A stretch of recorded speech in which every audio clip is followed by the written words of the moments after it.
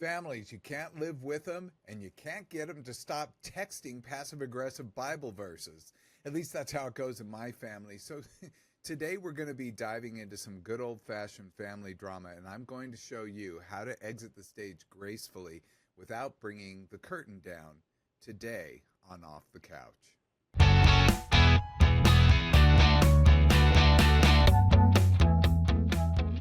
And welcome to Off the Couch with Dr. Greg, because growth doesn't happen lying down. I'm Dr. Greg, Cason psychologist, here with Brian Gomez, the producer. Hi, Happy Brian. Tuesday, you guys.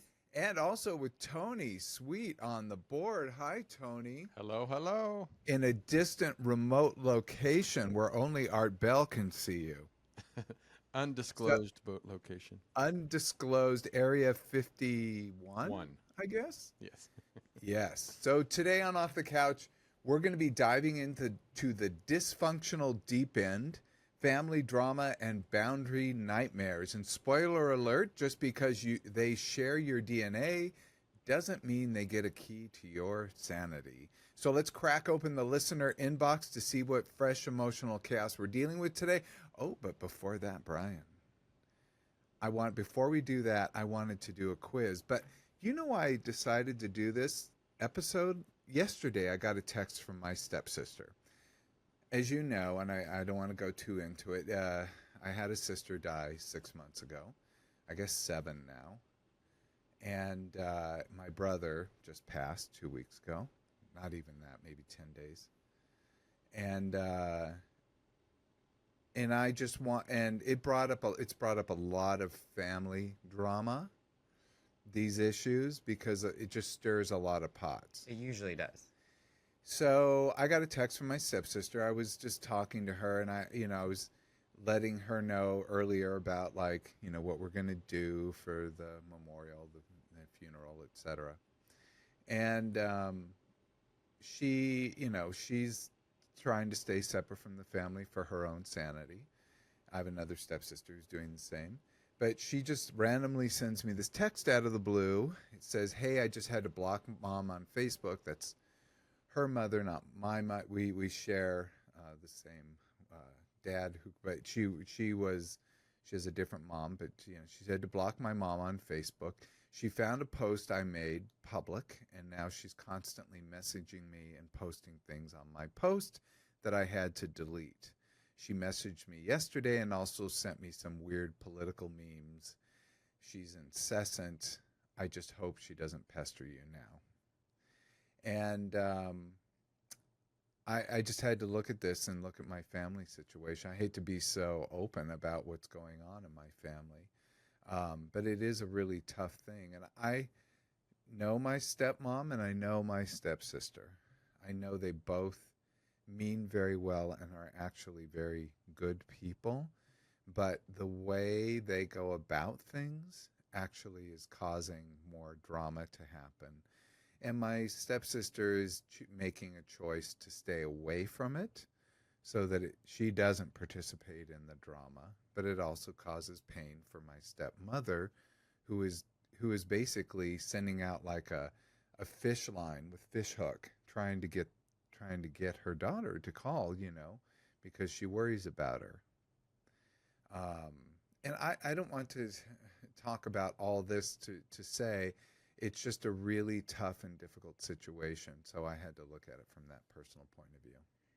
Yeah, but I think it's very in the now that a lot of people are dealing with this type of situation. It's not just your family. For example, my boyfriend, he doesn't speak to his dad either because of the same political situation that he spent months still trying to figure out how to explain why he's not speaking to him and like try to see if he would even understand. And it's a battle that he's constantly like, is it even worth it, Yeah. trying to bring that up or trying to even have that conversation. And I feel like a lot of people are in that boat.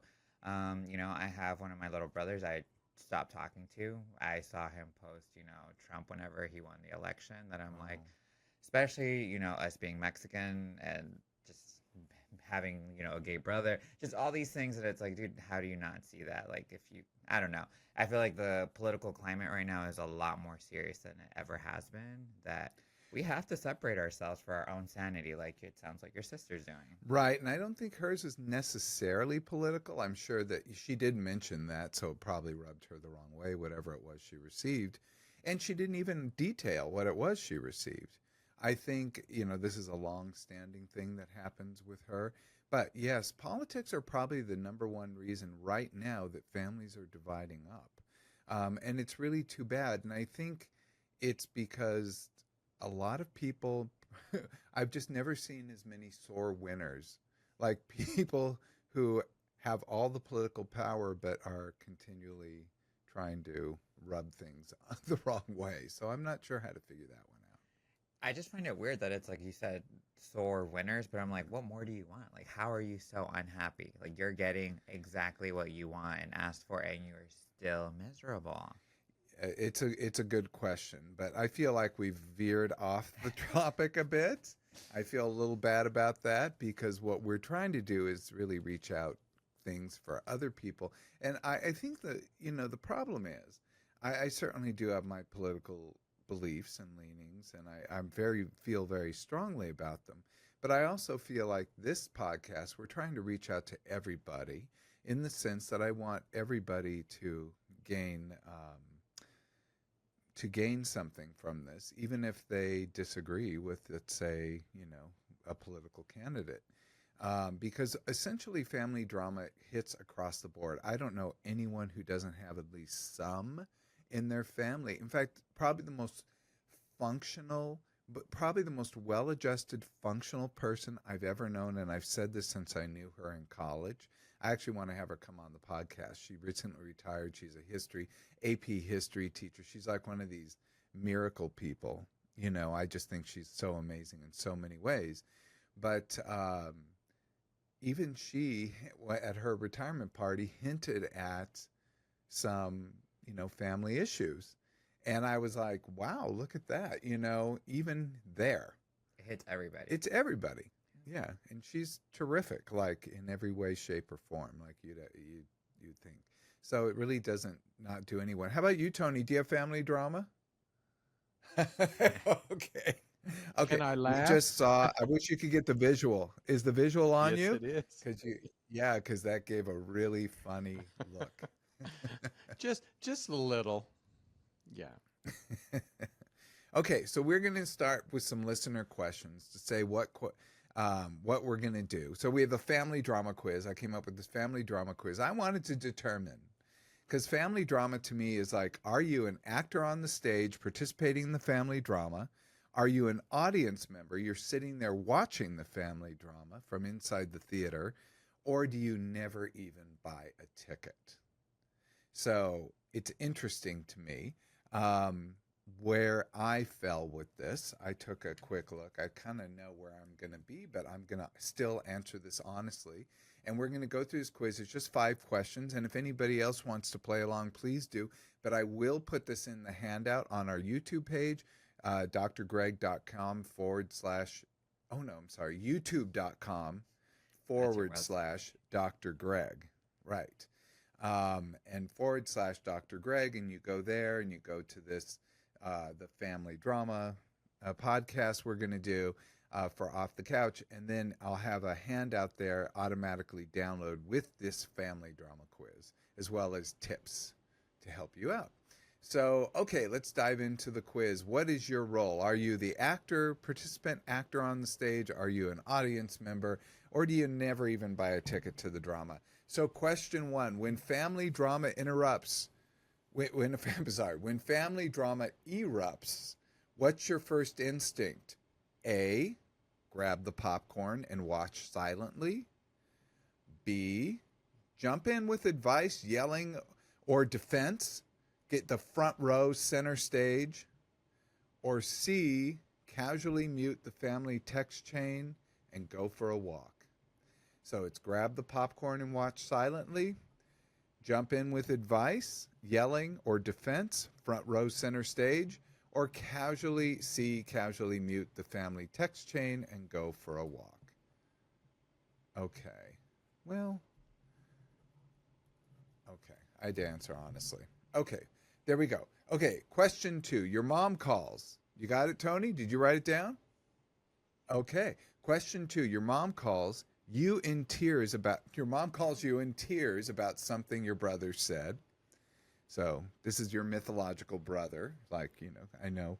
So, just think about whatever. So let's say your mom calls you in tears about something your brother said. You, A, listen and nod, stay neutral.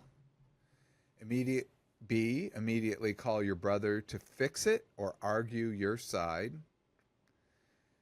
Or C, suggest therapy, meditation, or a good Netflix show and exit the conversation. So that's A, listen and nod, stay neutral. B, immediately call your brother to fix it and maybe argue your side. And C is suggest therapy, meditation, good Netflix show, and exit the conversation. Question 3. At family gatherings, how do you usually leave? Is it A, exhausted from witnessing the chaos? B, exhausted from being part of the chaos? Or C, relaxed because you left early or didn't go? So A, exhausted from witnessing the chaos. B, exhausted from being part of the chaos. Or C, relaxed because you left early or didn't go? Oh, that's a tough one for me. Okay, you got that, you guys? Yep. The question 4, when someone criticizes you in the family, it's a big one for me. When someone criticizes you in the family, you A, stew on it quietly, replaying it in your head. B, you clap back instantly, loudly, and dramatically. Or C, you shrug. If they're not paying the bills, they don't get a reaction. So is it A, you stew on it quietly, replaying it in your head? B, you clap back instantly, loudly, and dramatically? Or C, you shrug. If they're not paying the bills, they don't get a reaction? Okay. And then last is question 5. Your family group chat lights up with arguments. You, A, watch the messages roll in like a soap opera. B, type a novel, send voice notes, and maybe even FaceTime someone on the side mid-fight. Say, can you believe this is going on? Blah, blah, blah. Or C, leave the chat on red and go live your best life. So, question 5 again. When the group chat lights up with arguments, you A, watch the messages roll in like a soap opera. B, type a novel, send voice notes, even FaceTime someone mid-fight. And C, leave the chat on red and go live your best life. I was a little all over the board. Brian, what do you have? You want me to go through all of them real quick, or? Yeah. Well, what do you say? A, B, or C? What do you have? Mostly A's, mostly B's, or mostly C's? There's one A. Mostly C's. Okay, mostly C's. We're going to say what that means in a second. Tony, what do you have? 1A, 2 C's, and 1 B. Actually, no, sorry. 1A, 2 C's, and 2 B's. 2 C's and 2 B's. So you're kind of a BC person? Because I put 2 C's, 3 A's, but one of my A's, it was kind of a half C. Like I literally could be both. And that question was, by the way, number 3 at family gatherings, how do you leave? Depends on the gathering. There have been gatherings I've left it exhausted from witnessing the chaos. Just wanted to get out of there. And C, most of the time I think I leave relaxed. Like I'm fine. Like that's okay. In fact, my family doesn't get very dramatic on holidays. That's one thing I hand it to my family with, is they just literally don't have much drama on holidays. I've witnessed like one time. There's a fire starter in my family who starts fires constantly, and that fire starter was in there that one year. So that one I left exhausted. And I didn't participate. In fact, I was a very unwitting participant. Somebody asked me a question came in the other room. I was watching TV with kids, asked me a question. I answered the question like, did this happen? Do you remember this happening when you were kids? And I was like, yeah, I do. And then that person flipped out and stormed out of the house etc., etc. No part in it at all. I had no part in it. I didn't even know the drama was happening until that moment, until after that moment. Like, what just happened? But what I did do is I did the very thing that you're not supposed to do. I said the fact rather than the story, which they would rather believe. Does that make sense? Yeah, for sure. Okay. So, because I was just being asked a direct question. Yeah. Do you remember this? Yeah, I do. Yeah, that absolutely happened. Anyway, it was here and there. Now, if I were listening, I would die to know what the story was. The bottom line was, I won't say which family member came in and said, an authority figure within my family came in and said, "Do you remember? Your sister says that coming from the kitchen, your sister said that I used white gloves to check on if there was dust after you guys cleaned. Do you remember that as kids?" And I was like, "Yeah, absolutely, I remember that." And because that didn't play well. Got it. Well, because the person who said it didn't want to believe that they Had done that. That looks bad. Well, when you want to believe that you are more saintly than that, then perhaps that is the problem. So yeah, no, it was a big giant storm out. It wasn't just a little one. It was a take extra people. We're leaving. How dare you? I'm like, what? Yeah, no, I had nothing to do with it. Okay, so let's score your role in the family drama. Mostly A's. So I'm straddling between A's and C's. I'm telling you, but I will, if I had to pick one, I'd be mostly A's. Mostly A's are audience members. They're in the cheap seats with a bag of popcorn. They watch the chaos, maybe vent to friends about it, but rarely intervene. And that is true. I rarely intervene in the chaos or the drama. In fact, my family asks me to a lot, and I won't do it because I just won't. Mostly B's, participant actor. This is the person. They are one of the actors on the stage. So congratulations to them.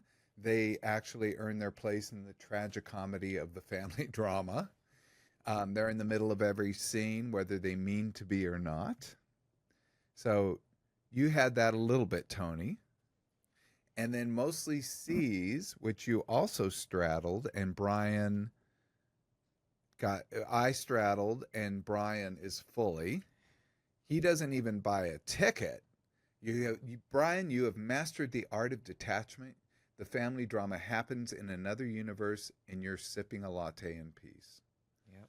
So for me, the backstory about it, it's like I left home right after high school. So I technically, if there is drama, they know very well not to come to me with it because I'm not at home. My family's in Texas. So me not being there physically I feel like gives me no right to voice any type of opinion on what's happening because I'm not there. It's a lot going to be he said, she said kind of situations of like whatever is happening, and even if they do tell me, I can't do anything about it. Again, I'm technically not in the picture. I'm not growing up with my family there. I mean, I live in LA. Like, it's been years, and even when I do go home, it's for like a weekend and it's for like a wedding or something. And even then, I'm like, I don't associate, like, I couldn't wait to grow up to not have to deal with family members that I could not stand as a child. And I could see how they behaved, how they talked about other people, even like, yeah, it was just, I knew as a kid, I could not wait to detach and become an adult just so I would never have to deal with those people ever again as an adult. I will tell you, I share that because when I was a kid, all I wanted to do was to be an adult. And I remember going to college and I felt free. I did. And it's not that I lived with my mom and she was wonderful, a single mom, and really did a lot of amazing things. It was that I wanted to be an adult. I wanted to be free of, all the things that came. And believe me, going to college, it wasn't like I was suddenly free and independent. I still had to deal with a lot of family issues, but I no longer had financial like ties, which really changed things For sure. I because love it. no longer did I owe somebody something. Where when you have to live in the home, etc. It was a whole new deal. So that's all. Oh yeah, I totally understand. That's why I couldn't wait to get up and go, so I never have to deal with those snaky.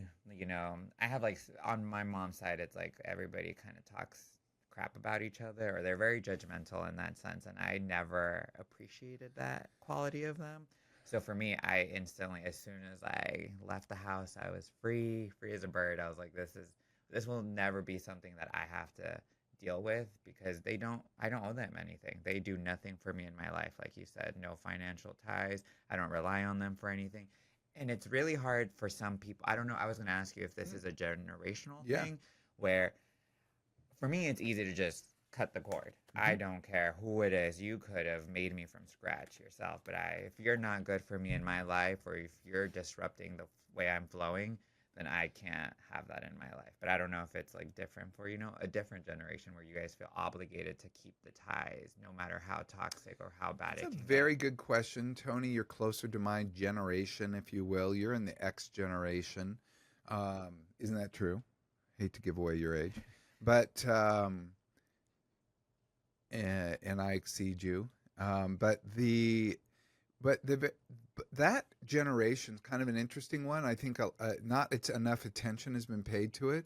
It's sort of like that there's an article that just came out over the weekend about Generation X and sort of the psychological disposition of it. And I thought, oh my God, I wish I had read this article when we did main character syndrome.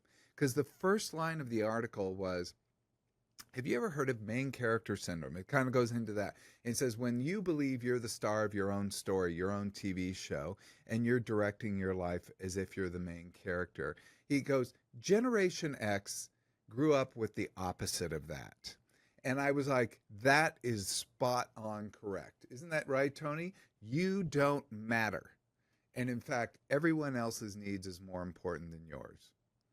And I don't know that that's true across the board for everyone in Generation X, but that was sort of the stuff we grew up with. We grew up with greed is good. We grew up with a very ugly society.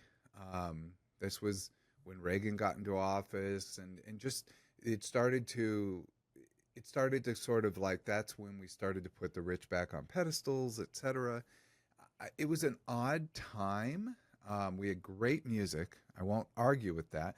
When things get bad, the music gets good. That's just how things go. I don't know about right now. Maybe not right now, but maybe soon. I always think the art gets very good. Certainly look at, we can look at the Holocaust, and the art that came out of that was profound. I mean, literature and movies and all kinds of things. I mean, really profound. But people had to suffer a lot in order to kind of come to those conclusions. So here we are now in an age that many people liken it to a very similar time as Germany in the early 30s. And here we are talking politics. But the bottom line is the suffering that is now being inflicted upon many in our society, which it's kind of open and blatant. If you don't see it, I guess you're not turning on your TV, or Or not affecting you directly. or you have an algorithm that only feeds you what you want. But probably is important to watch the local news. But anyway, that suffering will create good, will come of it. Like, it's sort of like a pearl that grows in an oyster. But that pearl didn't start on its own. It starts because of a grain of sand and becomes an irritant to the oyster.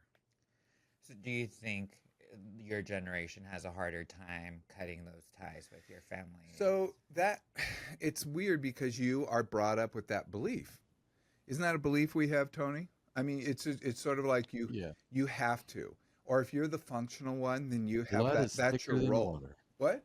Yeah. No, I've heard. I mean, it's blood is thicker than Blood water, is and thicker than water. And when you were a kid, children should be seen and not heard. Did you have that one? yeah, All the time. yeah. Respect your elders, Respect your elders. and Spare the rod, don't. spoil the child.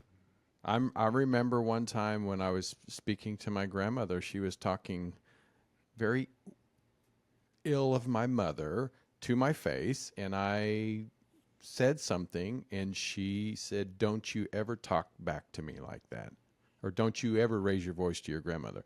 I didn't raise my voice, but I was just disagreeing with her, and so that was the time. Those are the times where, yeah, our opinion did not matter. Your opinion not only didn't matter, that it was offensive if you said it. Their opinions mattered. Yes. Yeah. So it's so weird to see kids put on a pedestal now, and you're like, When I, that's a whole different when world. I hear kids talk back to their parents or talk to their parents the way they do, I'm like, you would have been knocked to the floor if we ever did that. Absolutely. Absolutely. And it's Yeah. not like we didn't talk back. We did. We just were knocked to the floor or thrown against a wall or kicked. Whatever. Yeah.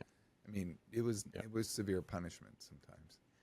I mean, I want to say I didn't experience that, but Which I luckily don't think is did. good. I'm not saying I think it's good. I'm not saying that. I'm only saying that yes, I'm just saying there was a different world back then, and people. Yeah. In fact, I had to get a permission slip so they could hit me at school, and they made us all bring it. Did you, Tony? I had to Well, literally bring in a yeah, permission slip. They had us check one box. No, you cannot hit my we child, didn't. or check another box. Yes, you can. Guess my They parents didn't checked even need a yes. permission slip in school when I was there. They just would. I I grew up in remember one. California, so we're more Right. progressive. I remember when I was a kid, me and a friend got in trouble at a neighbor's house. I got my butt whooped from the neighbor. Uh-huh. By the time I got home, the neighbor already called my parents, and I got my butt whipped from my parents. So I got it twice. They didn't even question, "Don't touch my son," none of that stuff. No. It was, No, you were the guilty party. The child yes, is always guilty. And I think the pendulum has swung too far the other way. I do too. Yeah, but so we do have to find some middle. But that was where the pendulum was then. The people who are into permissive families are going to grow up to they're going to be more likely to be gambling addicts, substance abuse. They're going to have more trouble in life, etc., in different ways. And many will be rescued because there are many people will be rescued by their own intelligence, their own wit, their own ability to handle things. I see that a lot of young people really impress me. I can't even tell you. Like my niece and her boyfriend, I was just I was so impressed with them in the last year.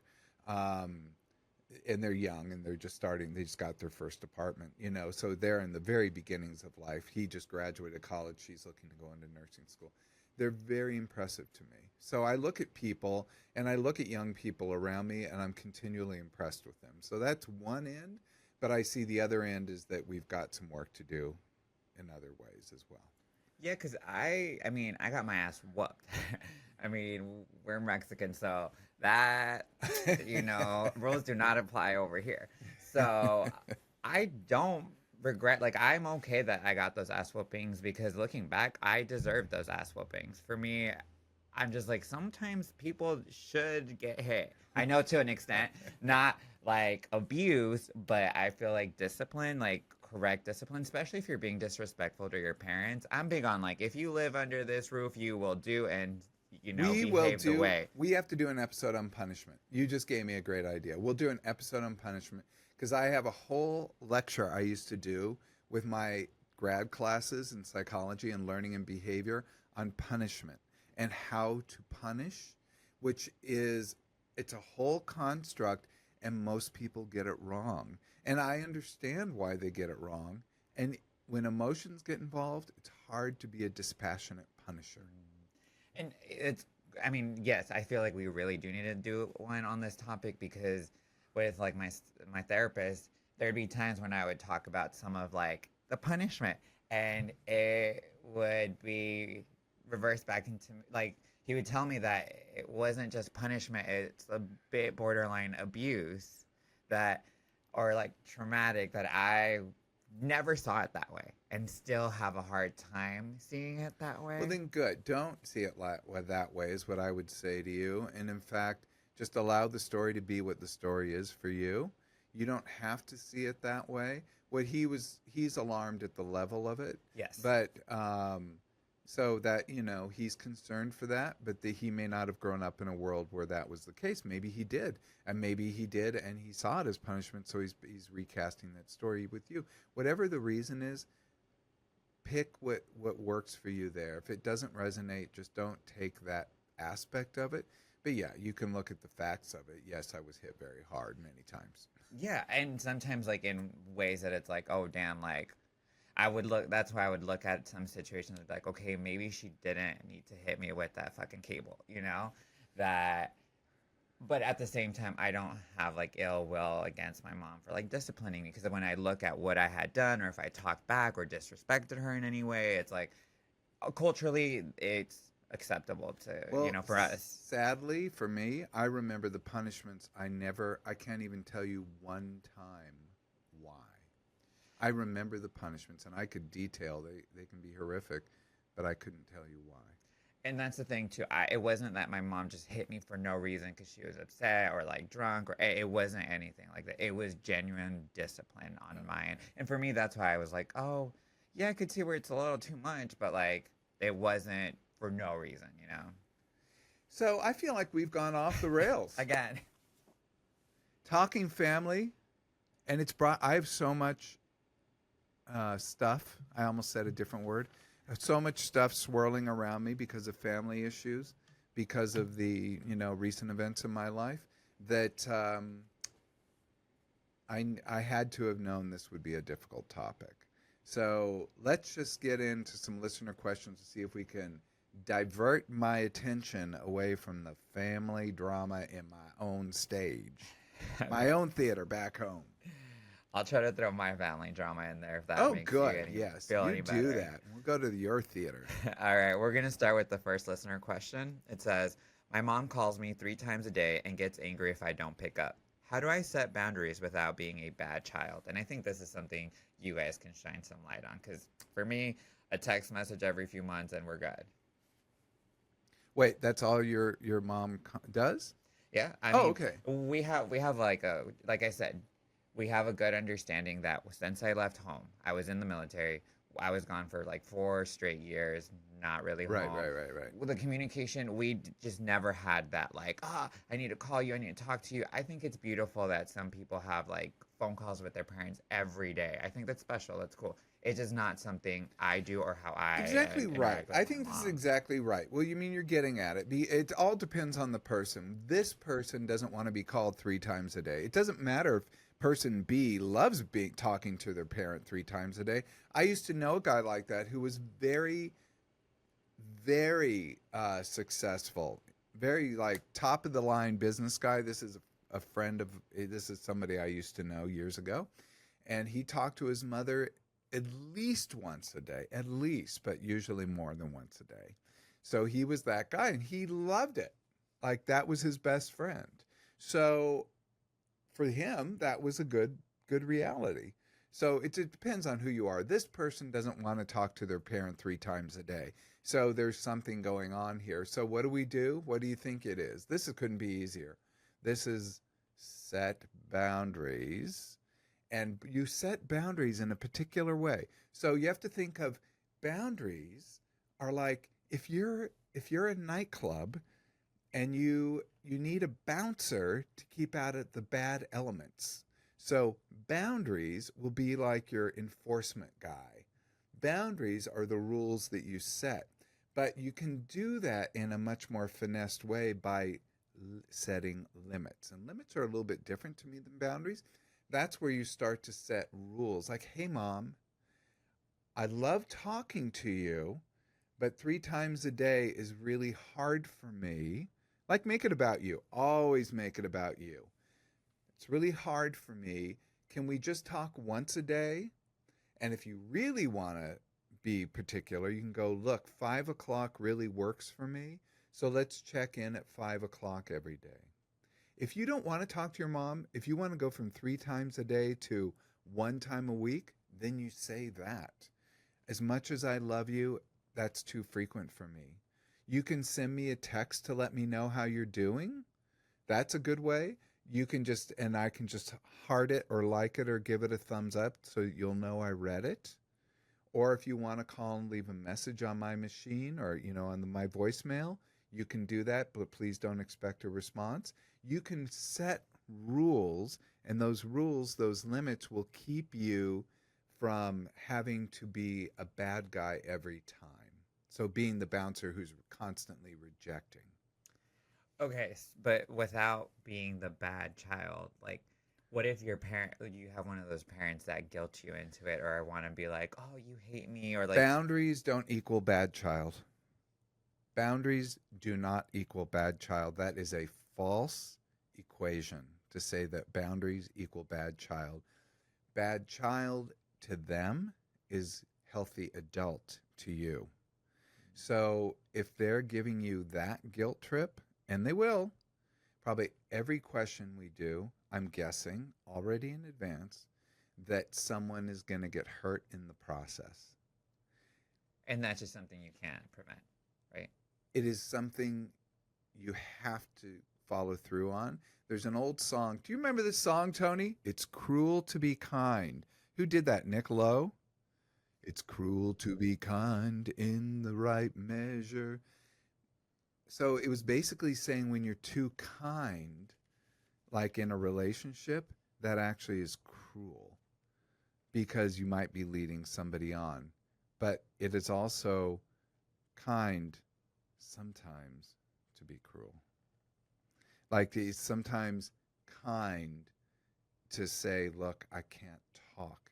And it hurts me. As much as I love you, it hurts me to talk as frequently as we do. And then the person will feel rejected. So that's why, you're going to have to deal with those hurt feelings. And if you're a people pleaser like myself, that's not an easy thing to do. Gotcha. I'm just in my head, I'm like, seeing how I would do it. Because with like my birth mom, we don't really talk that much. But it was that situation where when she would call, it would infuriate me. Like, I would just see her name pop up on my phone, and I was instantly pissed off to where I had to tell her I couldn't really talk to her. And it sucks because it's like I didn't want to hurt her feelings, like that's still my mom at the end of the day. But it was literally it would ruin my entire day to see her name pop up on my phone. That it got to the point, and yeah, the way I said it wasn't as soft as I should have said it, because I ended up having like an outburst and yelling at her to have my way. That's not the cruelty that's kind. No, no, but I have an issue where if somebody can't hear what I'm trying to explain to them, I instantly go into like a yelling mode to where I'm going to scream it into you. And we've all been there with our families. I was recently there with my family like 100 times over. So I get it. I totally get it. That's why I was just replaying that in my head. I'm like, oh, God. Let's go to the next one. Okay. I'm worried about time. We've okay. so much. So the next one. My sister borrows money and never pays me back. Last week she asked again for $500. How do I finally say no? Okay. Does this person have a name? No. Okay. So, but I know it happens with a lot of people in their family. Bank of you is closed. Bank of fill in your name is now closed. Okay, it's your fault, by the way, for constantly lending the money. You lend the money, you basically become that person's cash machine. That person borrows money and never pays it back. When they say borrow, they mean give, but they will usually say, I'll pay it back this time. Don't worry, I'm keeping a tab. They'll say 100 things, but it won't come up. So this is probably an important one to say, I appreciate you say that, and once we get all my debts paid up, then I can't lend you a penny more. And that's what you would want to say to them. And if they do pay all their debts, then you can remake that decision.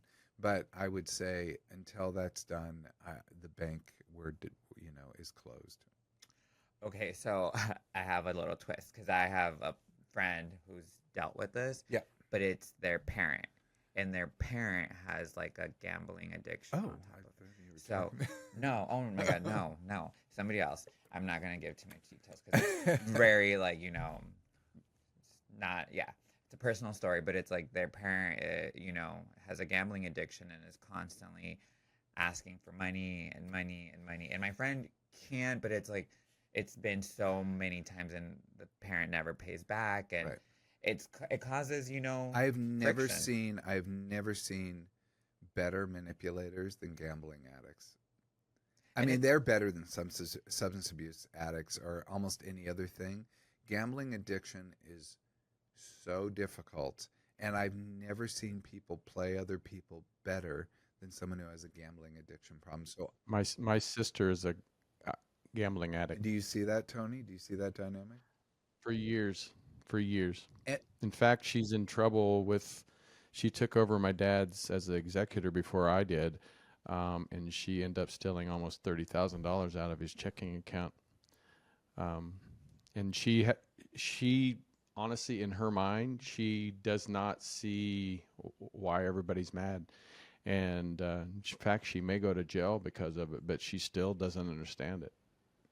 yeah, and I always wonder if they really don't understand it or won't understand it because they have a Yeah. belief about who they are, and they believe that, oh, I'm going to pay it back, or I just need this next win, or I'm doing it for the family. I've heard this from gambling addicts before. I'm doing this because I want to turn this $1,000 into $10,000, and I'm going to give everybody, a bigger chunk.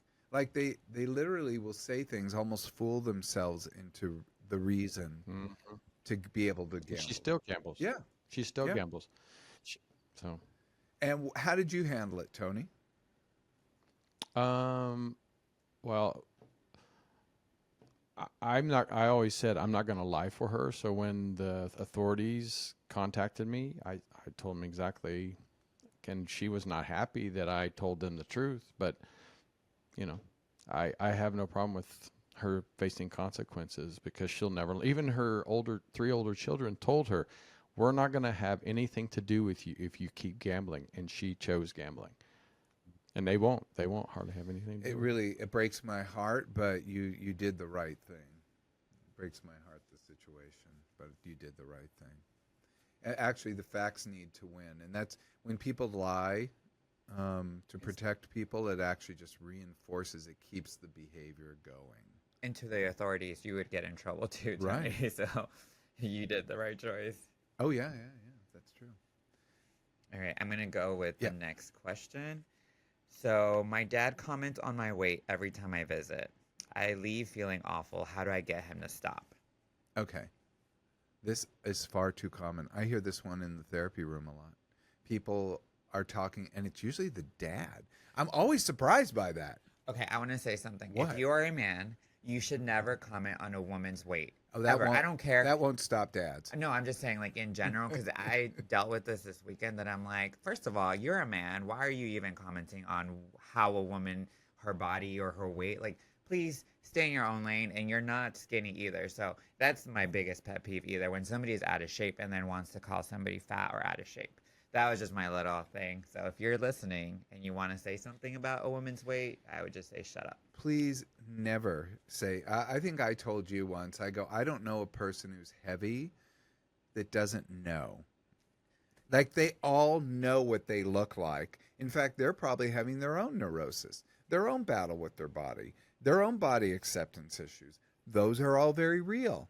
And the parent can understand and be more supportive of the child who may be dealing with those things. And if the child isn't dealing with those things, they're an adult. Let them live their life. And aren't they great for not being as bugged by things? Because I'll tell you what, the minute they become more bugged about their body, they'll eat more and their body won't look as good. It is not a solution to pester somebody about their weight because it doesn't get them into the gym or stop them from eating. I don't know about you, but I find myself, like, especially in the grieving process here, I just like, I look like I'm mowing through so much junk type food, like comfort food for me. And I acknowledge I'm doing that, and I'm just kind of, that's part of the process, but it's happening.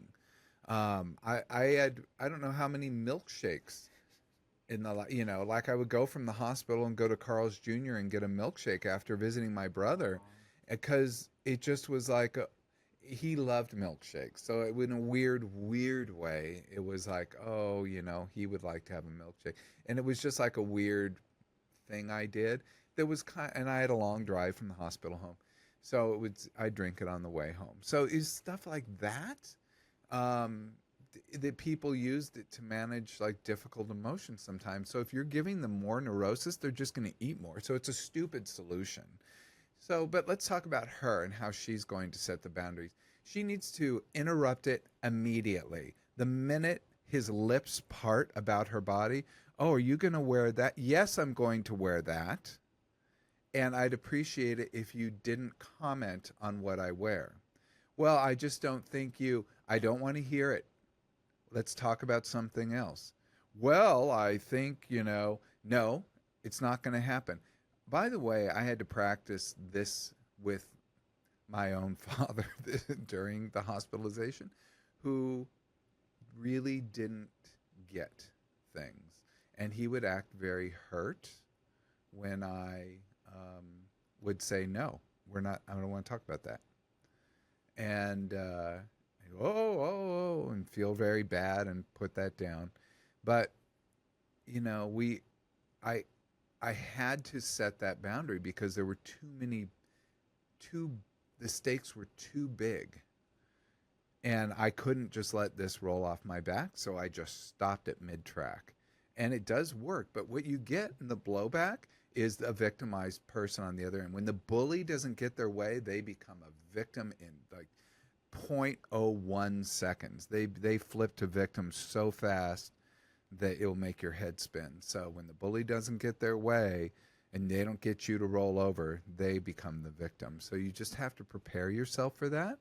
And you can, if you can be nice about it and the person doesn't flip to victim, which is good, then you can just say, I just really would rather talk about something else. And then when they do talk about something else, you could say, and the award for best for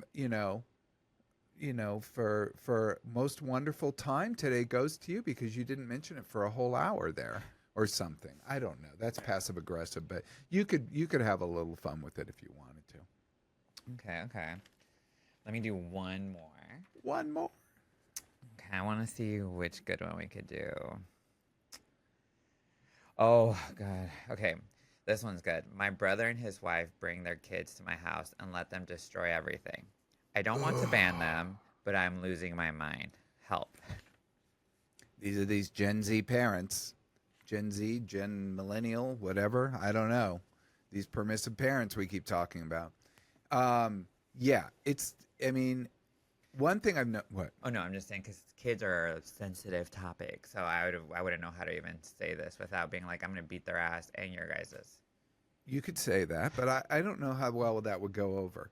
What you can do, number one, is understand that a lot of parents who did grow up in a more restrictive environment seem to have slingshotted or the pendulum has swung entirely the other way.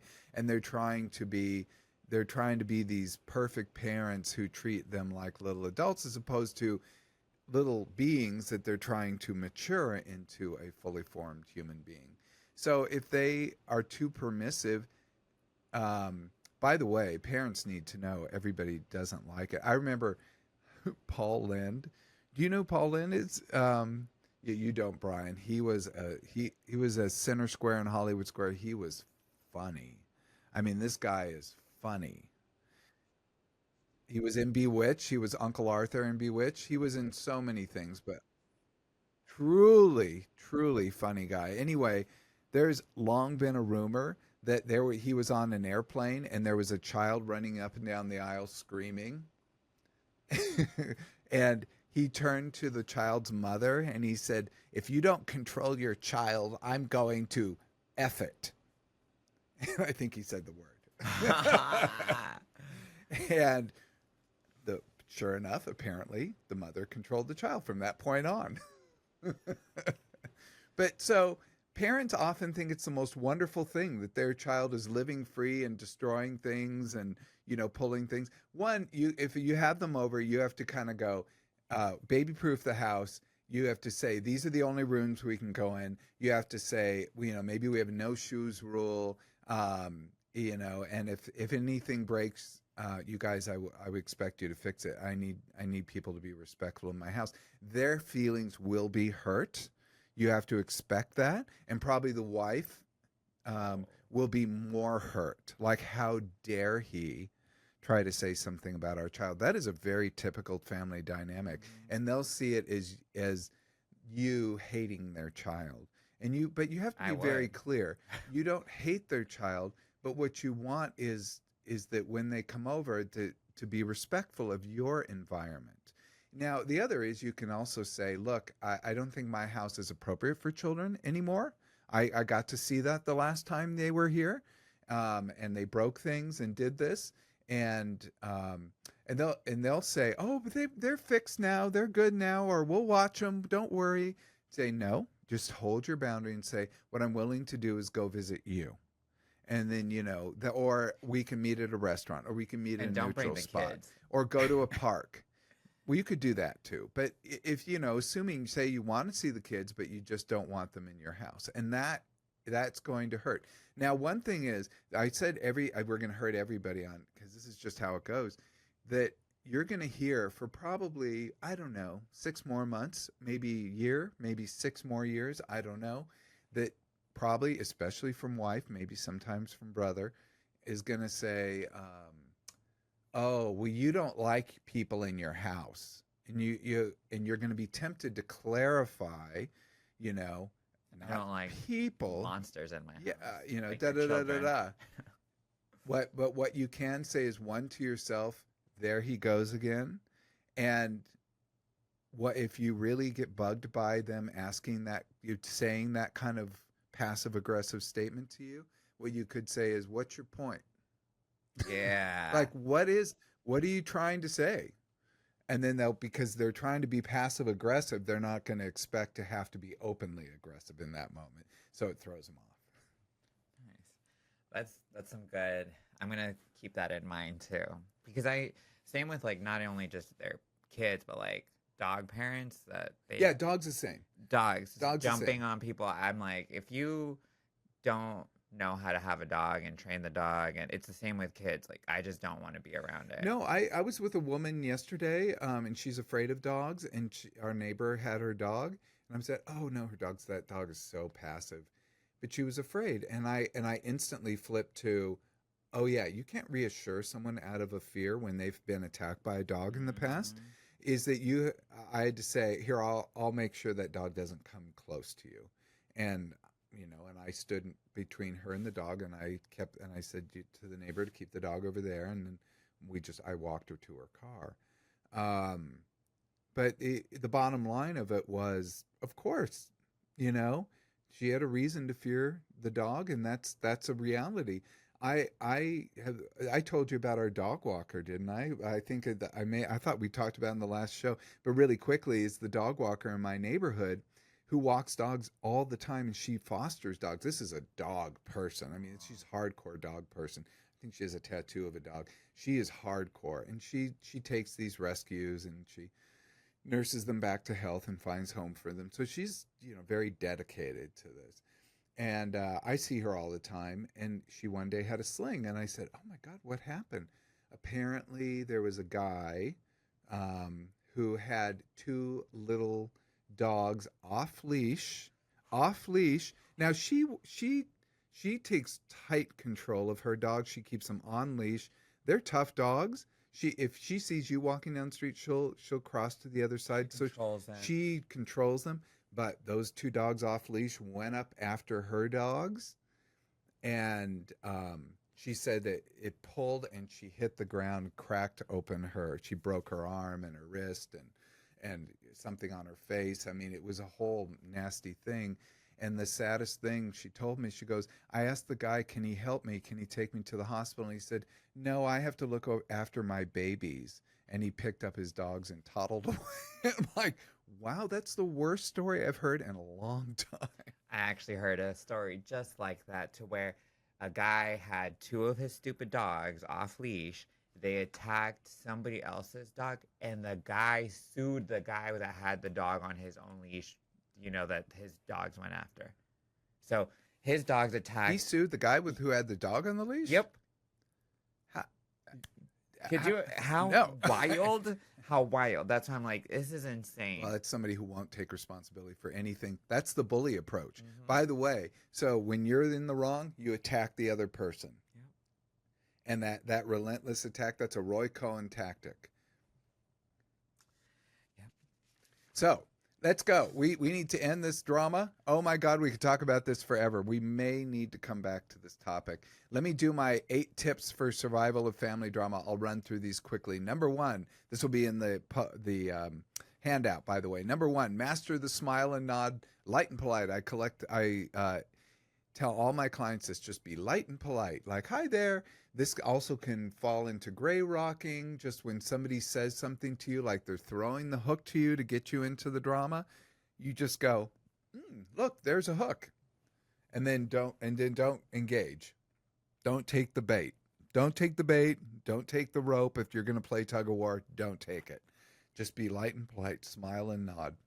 Number 2, know your exit lines. So, I need to refill my drink so you can leave the person. Or, I left the oven on, so I need to go home. Or, this seems to be an appropriate moment for me to step outside. So that's a little more passive aggressive, but I kind of like that one. Number 3, set boundaries like a bouncer. We said this before. You are a VIP club. Only let respectful people in. Number 4, don't RSVP to every argument. Don't sign on. Don't take the bait. Don't take the rope. You don't have to attend every fight. Number 5, have it. And if they try to say you're the one that always fixes it, and you just have to say, oh, sorry, I'm busy. Like, you just have to just say that. Don't give any more information than that. Because one thing I've noticed in my own life, when I give detail, like I say, oh, I'll be here. Well, you can do this. You can come here then. You can call me then. So just say no. The less you say, the better. Number 5, have a drama ally. So if you have someone you can text across the room, like family members, say, come save me, and then they can come over and get you and take you away from that person. That's good for family holiday gatherings. Number 6, limit your exposure. Decide in advance how long you'll stay. That's a big one. Like, I'm going to go for 2 hours, and then I'll go. Number 7, humor is armor. If somebody says something kind of outrageous to you, maybe on the political side, maybe in some kind of family drama way, say, wow, that's a hot take. I better go let this information cool off a little outside, and leave them. Because what that does do is it just says, wow, you just stepped over the line, but you don't say anything negative to them, and you just leave them. If they don't get it, so be it. And number 8, post-drama detox. After the drama, take a walk, call a friend, vent, do that kind of thing. Ground with the people that know and love you and respect you. Good? Good. And that's our family drama for today. I know we're really right at the end. Remember, boundaries are like Wi-Fi passwords. If you give them out too freely, everyone's going to drain your energy. So remember, you set boundaries, set limits, and then you can have a much better life. Thanks for hanging out on Off the Couch with Dr. Greg. If you survived this episode without texting your mom a passive-aggressive emoji, consider leaving a review or sharing this with someone who really needs it, really needs a little boundary boost. And see you next time, preferably from a safe emotional distance. Don't forget to rate, review, and follow Off the Couch with Dr. Greg on Apple, Spotify, or wherever you listen. Links are in the handout. If we have any studies, I'll look for something. And quiz and tips. Hit me up on the socials at Ask Dr. Greg. This is Dr. Greg, Brian, Tony Sweet, bidding you farewell until next time. Be present, be flexible, and be kind.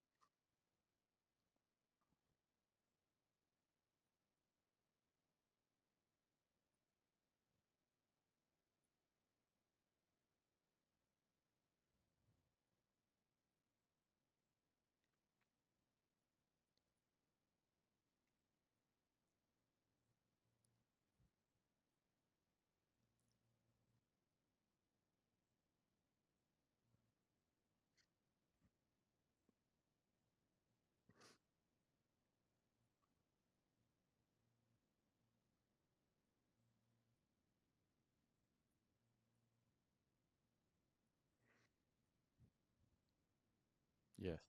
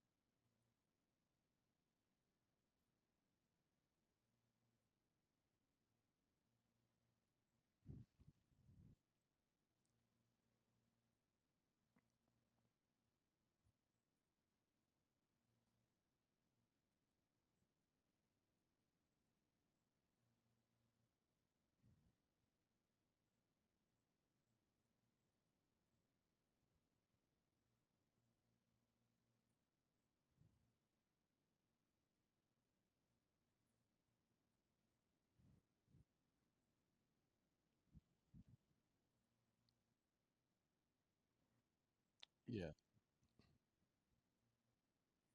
Blood is thicker than water. Yeah. No, I've heard, I mean, it's blood is thicker than water. And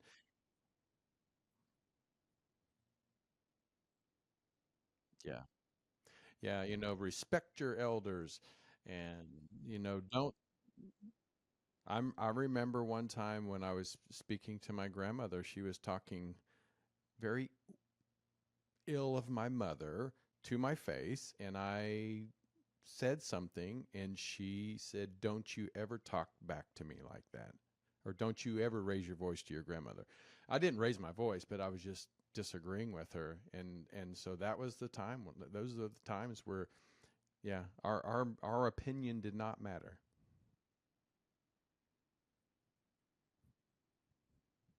Yes, yes.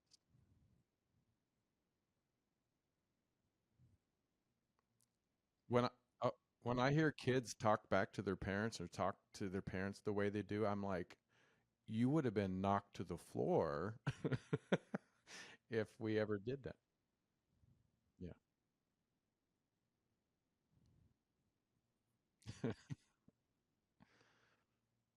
Yeah. Yeah.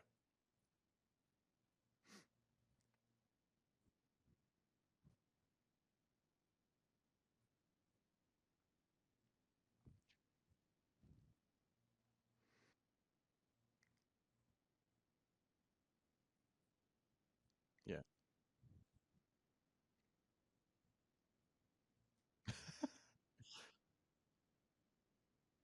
Well, yeah, we didn't.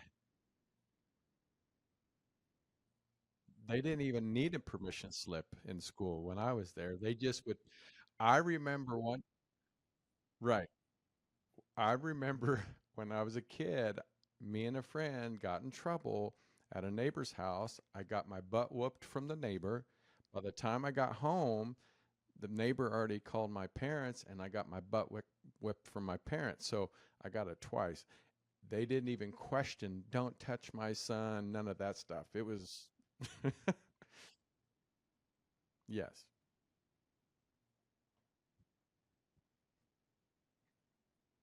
I do too.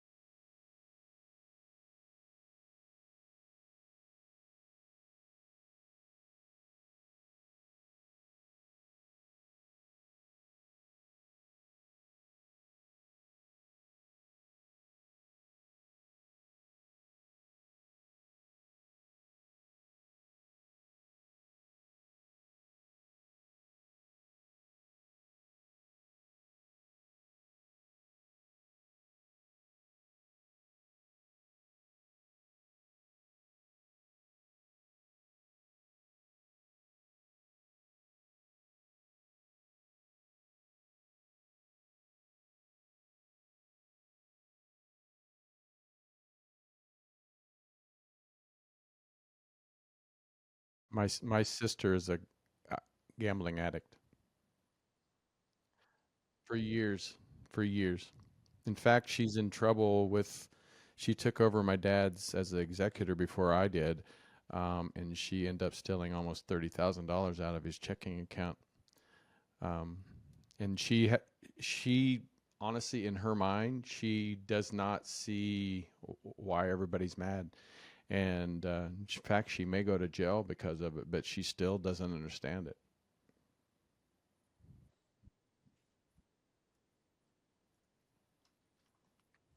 Yeah.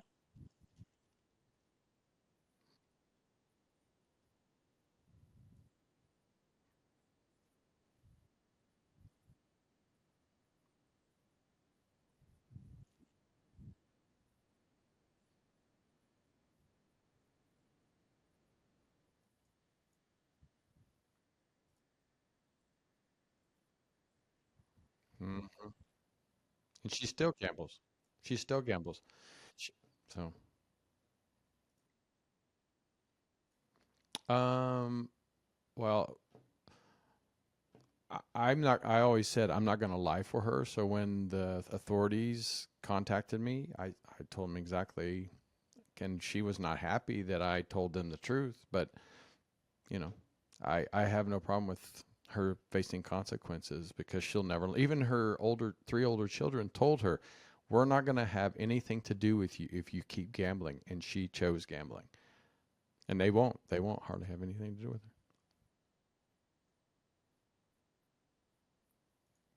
Oh yeah. So.